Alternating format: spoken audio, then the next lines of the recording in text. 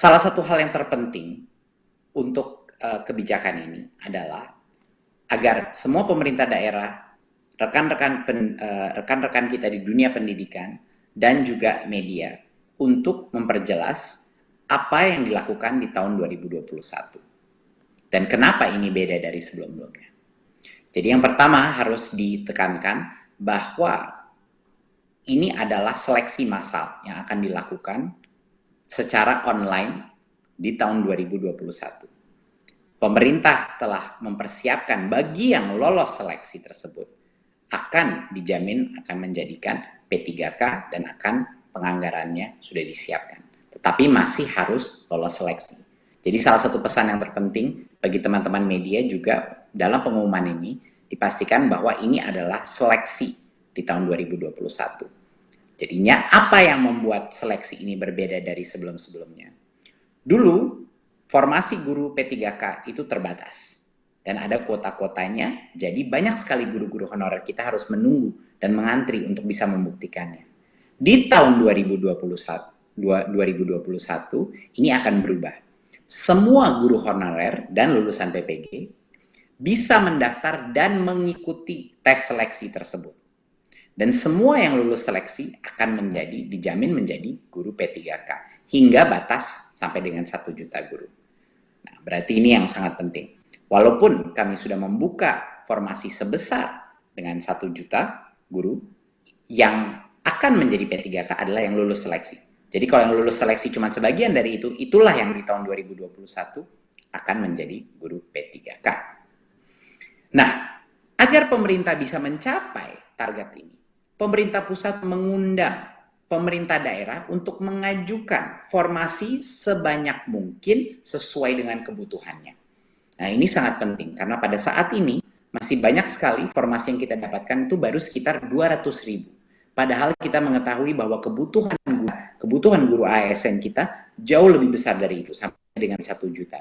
Jadinya masih ada gap, masih ada yang harus kita tutupi, perbedaan antara formasi yang sudah diterima sama jumlah yang seharusnya ada. Jadi kami mohon semua pemerintah daerah untuk mengajukan formasi sebanyak-banyak mungkin sesuai dengan kebutuhannya, ya.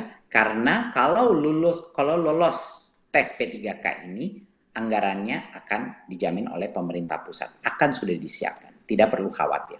Jadi ini perbedaannya dari yang dulu.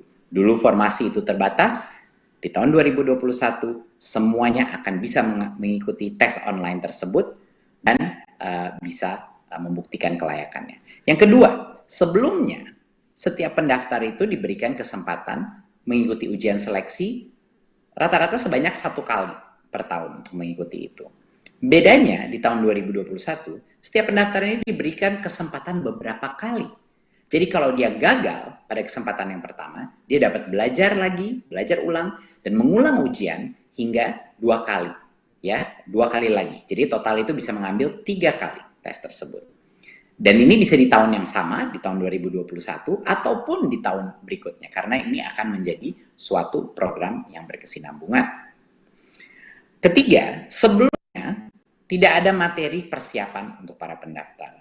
Kemendikbud ingin memastikan bahwa guru-guru honorer kita mendapatkan kesempatan yang adil, bahwa mereka bisa mendapatkan materi pembelajaran secara daring untuk semuanya, untuk membantu pendaftar mempersiapkan diri sebelum ujian seleksi. Jadi kita akan pastikan bahwa akan ada berbagai macam pelatihan online yang bisa dilakukan secara mandiri oleh para guru-guru honorer untuk mempersiapkan diri untuk ujian seleksi ini. Karena standar ujian seleksi ini akan ditentukan dengan standar dengan kualitas yang baik. Ya, itu adalah suatu hal yang sangat penting untuk memastikan kualitas mutu pembelajaran anak-anak kita itu masih terjaga. Keempat, sebelumnya pemerintah daerah yang harus menyiapkan anggaran gaji peserta yang lulus seleksi guru P3K. Tapi di tahun 2021 pemerintah pusat memastikan tersedianya anggaran bagi gaji semua peserta yang lulus seleksi guru P3K. Jadinya daerah sekali lagi tidak perlu khawatir mengajukan formasi sesuai dengan kebutuhannya karena anggarannya sudah disiapkan. Dan yang terakhir, biaya penyelenggaraan ujian sebelumnya biasanya ditanggung oleh pemerintah daerah. Tetapi di tahun 2021, biaya penyelenggaraan ujian ditanggung oleh Kemendikbud. Ini adalah perubahan-perubahan yang transformatif dari proses seleksi sebelumnya dan yang sekarang. Makanya kami di Kemendikbud beserta bekerjasama dengan Pan-RB dengan juga Kemenq untuk memastikan bahwa di 2021 kita benar-benar memberikan kesempatan yang adil untuk semua guru honorer membuktikan kehandalannya, membuktikan kompetensinya untuk bisa menjadi ASN. Berikut.